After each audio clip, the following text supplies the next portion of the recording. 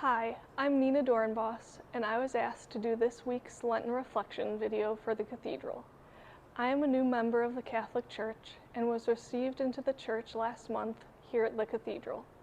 Like the others before me, I was asked to reflect on a time of conversion through the Holy Spirit.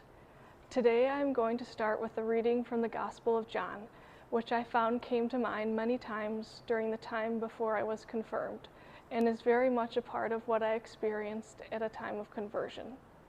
A reading from the Gospel of John, chapter 13, verses 31 through 35. When he had left, Jesus said, "Now is the Son of Man glorified, and God is glorified in him.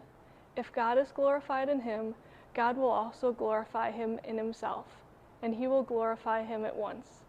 My children, I will be with you only a little while longer. You will look for me, and as I told the Jews, where I go you cannot come. So now I say it to you, I give you a new commandment, love one another. As I have loved you, so you also should love one another.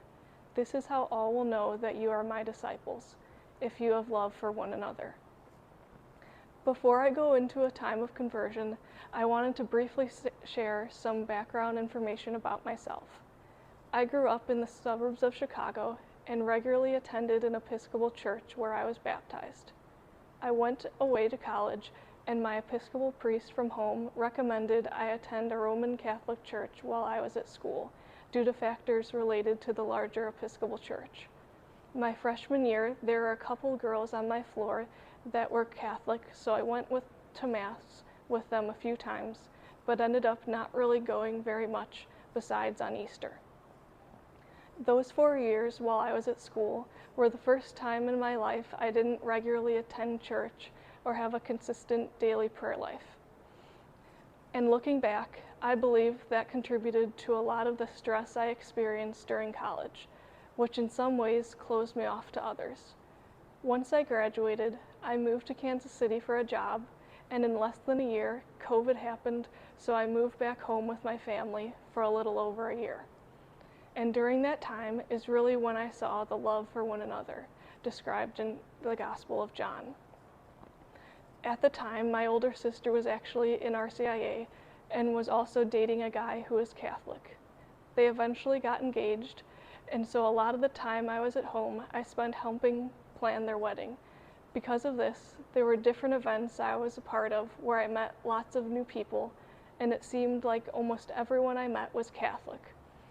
At one shower in particular, there was a large group of people who had been friends for a long time, and it was noticeable how strong the relationships between them were.